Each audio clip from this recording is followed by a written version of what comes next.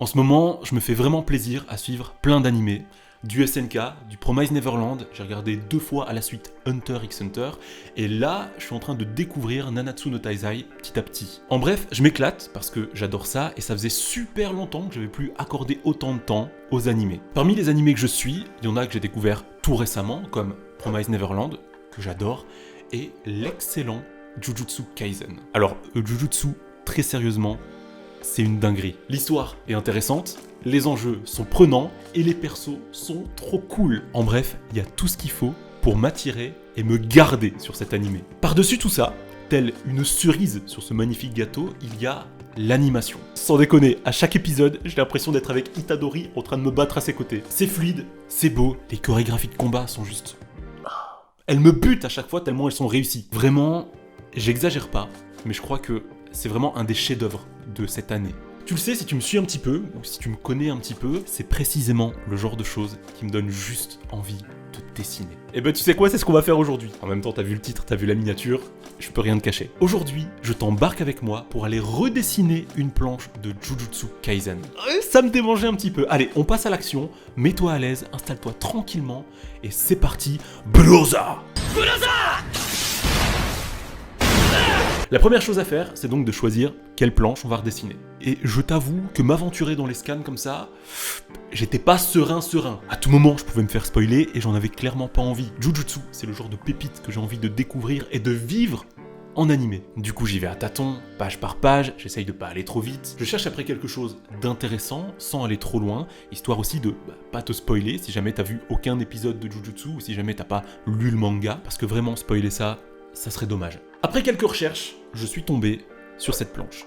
Elle est juste parfaite pour l'exercice. Elle retrace une scène hyper captivante que j'avais découvert du coup au début de l'animé. Le moment où Sukuna, le démon le plus stylé de cette planète, a pris un peu le dessus. Il a clairement pris possession du corps d'Itadori et il se déchaîne un petit peu. Bon, se déchaîner, oui et non. Là, il est environ à 0,3% de ses capacités.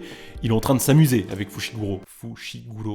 Fushiguro. Dans cette planche, il y a plein de choses très stylées. Des positions bien badass, il y a de l'émotion, il y a de l'étonnement, du choc dans le regard de Fushiguro. Il y a du mouvement, il y a du dynamisme. En bref, ça va être un très chouette exercice.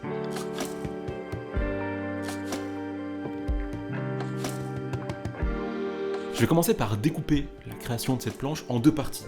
La partie haute et puis la partie basse du coup. Alors en voyant la planche originale, l'envie de représenter Sukuna dans une position un peu différente, ou plutôt dans un point de vue, dans un angle un peu différent, me démangeait clairement. La pose de base est super stylée, mais comme on est éloigné et de face, j'avais simplement envie de me rapprocher et de choisir un angle un peu différent. Pour le brouillon, je vais donc partir sur un Sukuna qui est un peu de côté, en plan rapproché, pour pouvoir justement admirer ce chara-design qui est juste exceptionnel. D'ailleurs, tu vas le constater dans cette vidéo, mais je me suis permis quelques petites libertés quant aux marques démoniaques qu'il y a sur le corps d'Itadori et donc sur le corps de Sukuna. Mais ça, on en reparle plus tard. Le challenge là, ce sera de dessiner ce personnage dans mon style, avec une expression de visage que j'ai envie de lui donner, qui est bien précise, tout en respectant l'image qu'on se fait de lui dans l'œuvre originale. Disons que je dois pas trop m'éloigner de ce qu'il est, en fait. Alors la position m'a pris un peu de temps, je voulais faire quelque chose de bien stylé, sans oublier les onomatopées qu'il y a derrière. Les caractères japonais comme ça met en avant le personnage, ça le détache du fond. Et en plus c'est juste trop classe, je suis désolé, des kanji, c'est trop stylé. Du coup, après le brouillon,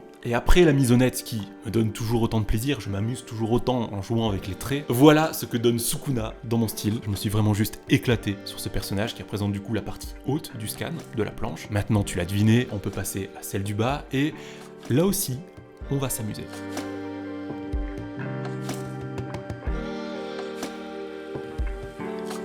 Cette deuxième partie est tout aussi intéressante, voire même un peu plus intéressante, parce que c'est là qu'on va retrouver tout le dynamisme de la scène et de la planche. On a un Fushiguro qui regarde en l'air et qui voit son familier se faire juste déchiqueter par Sukuna, et il est juste clairement choqué de ce qu'il voit. En plus de ça, on n'a pas le temps de cligner des yeux, que Sukuna est déjà derrière Fushiguro en train de l'agripper par sa veste, prêt à le balancer façon Team Rocket vers d'autres cieux. D'où la petite case pleine de dynamisme en bas à gauche. Pour cette partie, je vais placer les personnages un peu différemment, disons que je peux me le permettre parce que la scène est assez sobre, ça restera très lisible et ça apportera un petit côté agréable. Je vais donc représenter Sukuna qui tient Fushiguro par sa veste devant les 2 cases, en fait par-dessus ces cases. En fait, je veux simplement faire en sorte que ces 2 personnages ressortent de l'action principale. Ça va apporter un petit peu de dynamisme et ça va créer une sorte d'accident graphique qui sera agréable à l'œil. Encore une fois, je m'éclate sur tout ça. Représenter un personnage qui est choqué de ce qu'il voit, c'est pas ce dont j'ai l'habitude de faire. Du coup, ça m'a beaucoup amusé. Pareil pour les deux personnages qui sont juste en dessous. Même s'ils sont dans une position sobre et assez statique, j'ai pu jouer avec les traits de contour, les trames, j'ai pu donner un petit peu mon style à tout ça.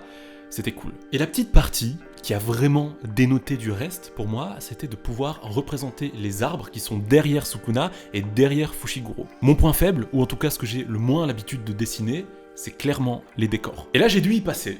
Et franchement, je suis assez content de ce que ça donne. En fait, j'avais peur de perdre un petit peu mon style graphique en représentant ces arbres, en représentant ce décor, mais je trouve que ça s'est bien passé, et même je dirais au contraire, je trouve ça assez cool. N'hésite pas à me dire ce que t'en penses d'ailleurs. Et enfin, la dernière petite case, pleine de dynamisme et de traits qui vont dans tous les sens, un bonbon, une petite pépite, je l'ai savouré.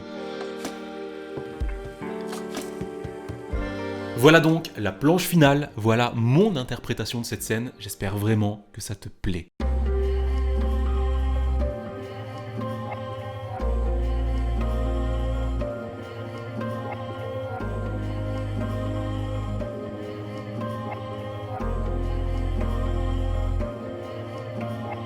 Je crois que jusqu'ici, parmi toutes les vidéos que j'ai pu faire dans le genre, celle-là, c'est ma préférée. C'est la planche dans laquelle je me suis le plus amusé, alors j'espère que ça se ressent. Alors quand même, je te montre un petit comparatif. À gauche, t'as la planche originale, qui est très sobre, très stylée, un style que j'apprécie beaucoup. Et puis à droite, t'as mon interprétation, ce que j'en ai fait aujourd'hui et ce que j'ai pu te présenter juste avant. J'espère du coup ne pas avoir trop dénaturé l'œuvre originale. Je t'ai parlé un petit peu plus tôt de liberté que j'ai pris concernant la représentation des marques démoniaques sur le corps de Sukuna. Voilà du coup un petit comparatif. Là pour le coup, je me suis un peu laissé aller là-dessus. J'avais envie de leur apporter un petit côté un peu plus détaillé. Et ça aussi, pour le coup, c'est vraiment une partie que j'ai aimé dessiner. On arrive maintenant à la fin de cette vidéo, j'espère qu'elle t'aura plu, j'espère qu'elle t'aura au moins diverti. Il est l'heure, il est maintenant temps pour moi de filer. Je te dis à très vite pour une prochaine vidéo sur la chaîne. D'ici là, porte-toi bien parce que tu le sais, c'est ce qui est le plus important. Salut!